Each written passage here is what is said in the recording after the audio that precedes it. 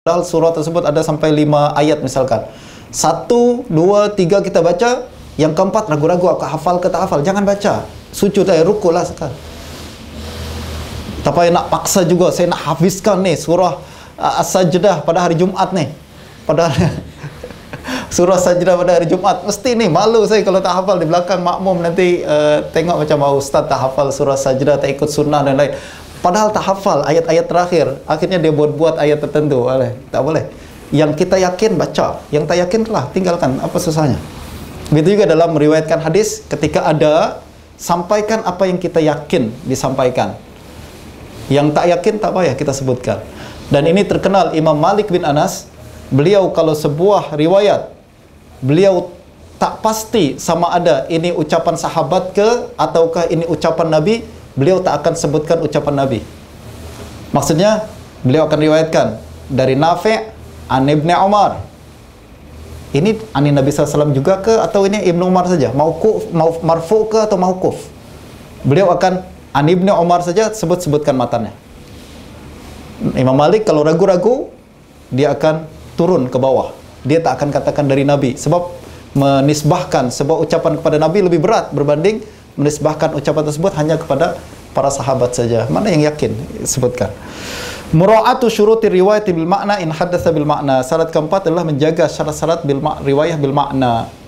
Mana syarat meriwayatkan bil makna adalah kita mesti yakin, kita mesti tahu lughah Arabiah dengan baik. Kita mesti tahu lafaz-lafaz yang berubah makna. Ya juzu dengan yubahu sama ke tak, atau yahillu sama ke tak. Ini secara lughah berbeza. Justru dia tak boleh rubah kalimat tersebut, mesti sampaikan apa yang dia dengar dan tak rubah dengan bermakna, kecuali kalau lafaznya memang tak merubah kandungan lafaz tersebut. Ini lain syarat-syarat riwayat bermakna. Yang kedua, syurut dhabtul kitab. Ada dua keadaan. Yang pertama, dhabtul kitab, mesti kita ketahui perkara-perkara yang berkaitan dengan kitab tersebut. Yang kedua, kita mesti berkaitan dengan perawi kitab tersebut. Dan yang kedua adalah berkaitan dengan kitab atau naskah kitab tersebut. Yang pertama, an yakuna mahiran bi ma'rifatil khutut. Untuk orang yang ingin meriwayatkan hadis daripada kitab, maka dia mesti, pertama syaratnya mahir dengan ilmu khat. Bukan ilmu khat, ini khat kufi atau apa, tapi dia mesti tahu khutut. Ini tulisan saya ke tulisan orang. Nampak kan tulisan kita berbeza? Sampai sekarang pun kita kalau nak mematrai satu perjanjian mesti ada tauqi' kan? Signature. Apa makna signature tu? Saja hari-hari kita sign. Apa makna sign? Kenapa mesti perlu sign lagi ya? Sebab untuk pastikan bahawa ini adalah memang tulisan saya. Walaupun sekarang sudah di-type di komputer, tapi ya, saya telah benarkan ini tulisan saya. Sebab setiap orang punya khat yang berbeza. Setiap orang punya khat yang berbeza. Justru kalau kita nak meriwayatkan sebuah hadis daripada satu kitab, apabila kitab tersebut adalah kitab kita, mesti kita tengok, baca hadis tersebut, kita pastikan, ini tulisan saya, waktu saya benar, ini adalah tulisan saya. Inilah hadis yang saya dengar daripada guru saya. Sebab nanti khawatir ada orang tambah kalimat, kurang kalimat dengan tulisan tangan, lalu yang semula halal jadi haram. Justru mesti tahu khutut, sama ada khutut dia atau khutut orang lain. Kalau kita bekerja dan coba untuk mentahqiq kitab, untuk pelajar magister atau pelajar PhD, biasanya ada tugasan tertentu untuk pergi ke library, lalu ambil, dia tahqiq buku atau kitab yang ditulis oleh para ulama. Dia mesti tahu ini tulisan siapa. Jangan kita nisbahkan ini kitab karangan Imam Ghazali padahal bukan tulisan Imam Ghazali. Awak tahu dari mana ini tulisan Imam Ghazali? Aku tahulah tulisan Imam Ghazali khatnya macam gini. Tulisan Imam Khatib Baghdadi khatnya macam ini. Ini ilmu pengetahuan sendiri yang ahli hadis wajib tahu berkenaan dengan ilmu khutut, khat tersebut. Perbezaan antara khat ulama dengan khat orang lain. Yumayyizu khattahu min khatti ghairihi. Dia boleh membezakan antara khat tulisan dia sendiri dengan tulisan orang lain. An yakuna arifan mustalahatil muhaddisin fi kitabatil hadis wa rumuzihim fi naskhil kitab wa muqabalatiha wa tashiha wa ghairi dzalik. Orang yang perawi daripada kitab juga mesti tahu istilah-istilah ahli hadis dalam meriwayatkan hadis. Mesti ada istilah-istilah sendiri. Ahli hadis dulu misalkan apabila menuliskan hadis, dia tulis dengan sangat cepat. Kadang ada beberapa kalimat tertentu yang dia tak sempat tulis. Tapi mereka letak istilah-istilah tertentu. Maka kita mesti tahu istilah-istilah tersebut maknanya apa.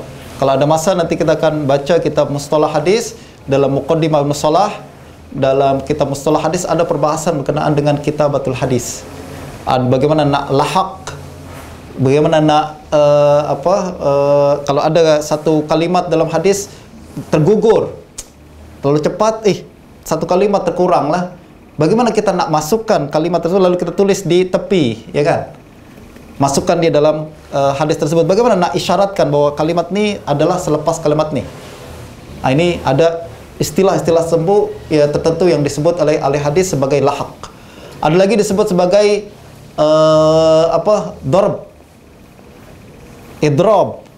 Idrab maknanya adalah kalimat kita sebut dalam hadis tapi salah. Salah pula. Apa yang kita lakukan? Kita nak padam, tak ada alatnya. Lalu kita nak terus shuttle, kita coret saja. Bagaimana caranya? Tak sembarang. Ada istilah-istilah tertentu yang kita mesti faham.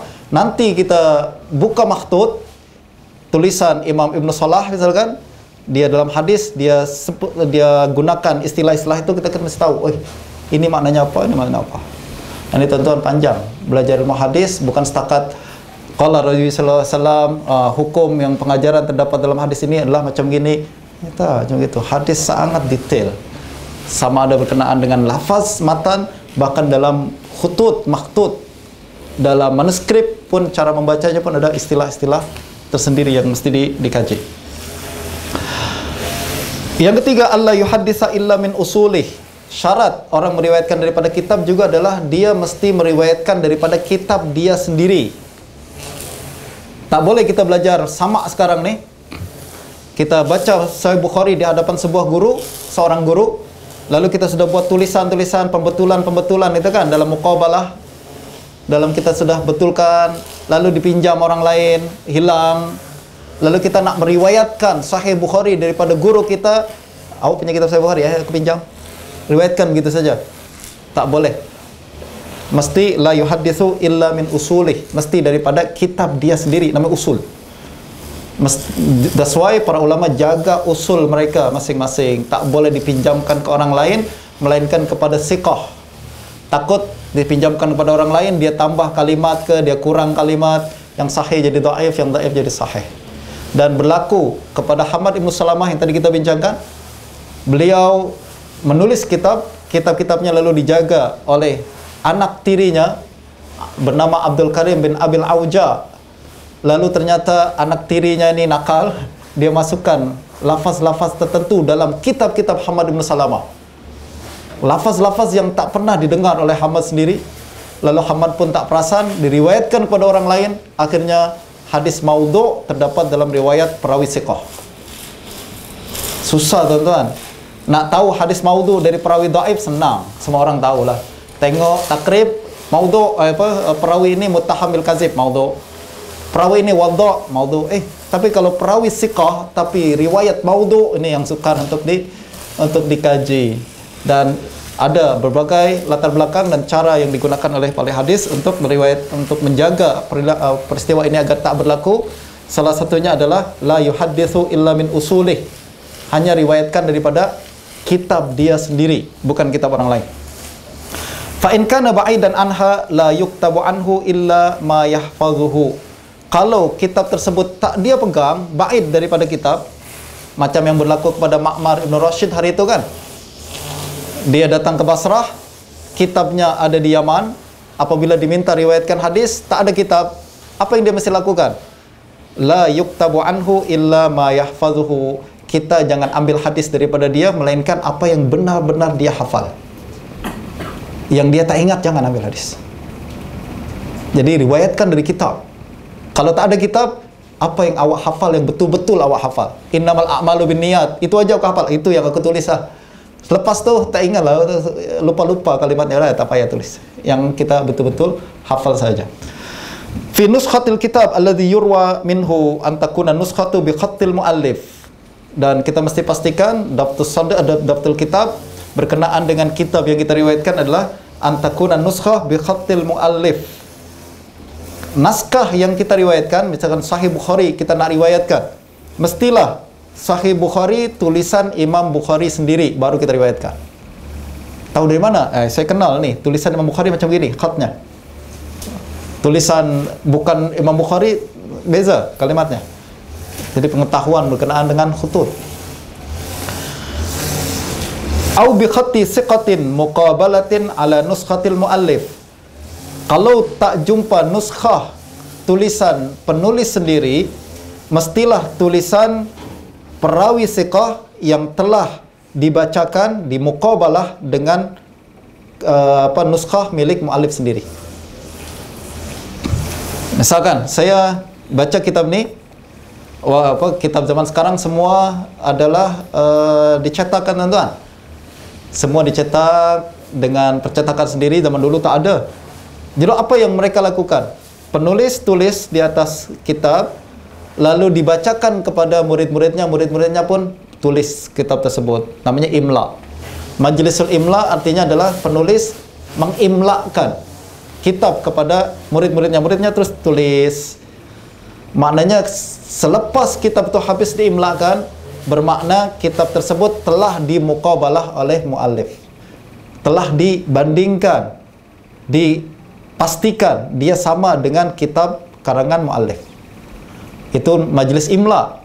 Ada lagi muallif bagi, okeylah aku tak sempatlah imla, kitab panjang sangat ni, 1 bulan pun tak habis. Awak ambil kitab saya, awak salin semula. Dia salin semua. Itu namanya nasakh kitab. Atau, Ustaz, saya sebenarnya sudah punya kitab ni, sama dengan kitab tuan. Betul ke? Betul. Siapa tuliskan? Si fulan tu, dia tulis. Sudah zaman dahulu disebutnya warraq. Warraq ni adalah mesin fotokopi zaman sekarang. Kita fotokopi, photostate. Zaman dahulu tak ada photostate. Jadi ada orang yang kerja dia adalah sebagai penyalin kitab. Disebut al-warraq. Dia bagi kitab ni kepada warraq. Warraq akan salin semula kitab tu dari awal sampai akhir.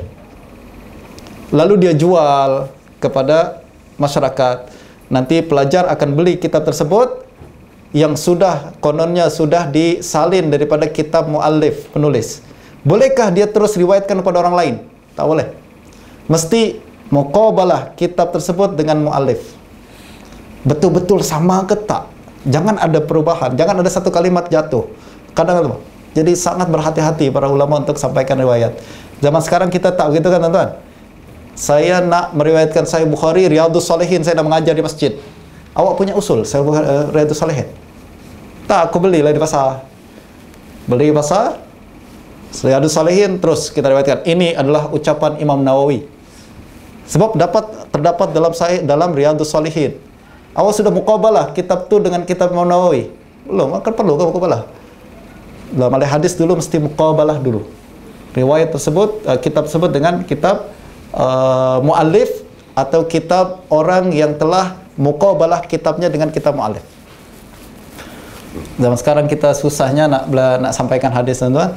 Tapi apalagi ya, mutaakhirin kita ni Allah telah berikan kita banyak keringanan. Kalau zaman dahulu habis hadis kalau diserahkan kepada kita, tak akan ada hadis sahih sampai sekarang.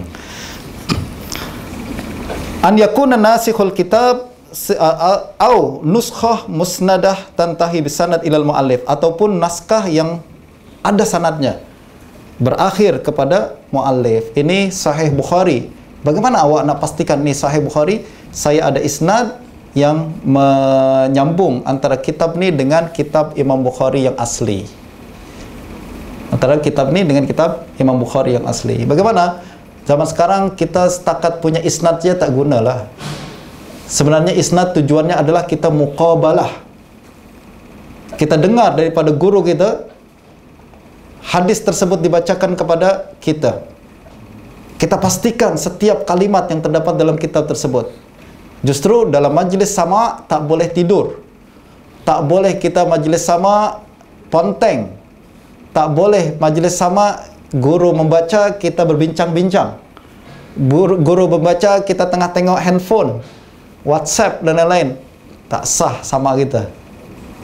Zaman dahulu lah tuan-tuan. Zaman sekarang tak apalah, kita mu'allaf masih. Mu'allafah qulubuhum. Kalau kita katakan tak boleh, habislah hadis, tak boleh sampaikan pada zaman sekarang.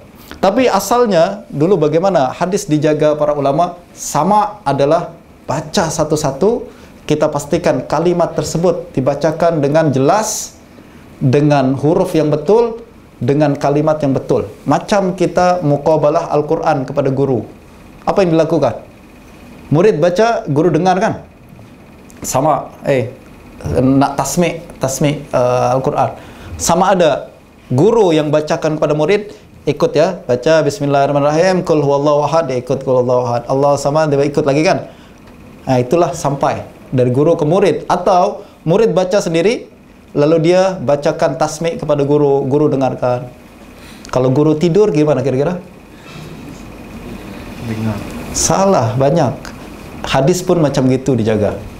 Tapi zaman sekarang hadis dibacakan, gurunya kadang tertidur. Udah khatam ya? Okey. An yakuna nasikhal kitab siqatan. Yang kedua adalah penulis kitab tersebut siqah. Tadi waraq, siqah. An takuna nuskhatul far'iyyah muqabalah 'alal asli alladhi nusikhat anhu. Naskah yang telah dituliskan tadi oleh waraq, walaupun dia sudah tuliskan, tapi mesti kalau nak diriwayatkan mesti dimuqabalah, dibandingkan lagi dengan naskah yang asal. Istilah kita sekarang sudah beli kitab ni, ya tak? Udah beli kitab ni, harusnya aku boleh baca lah terus ajarkan kepada orang lain. Tak boleh. You sudah beli, muqabalah dulu dengan nuskah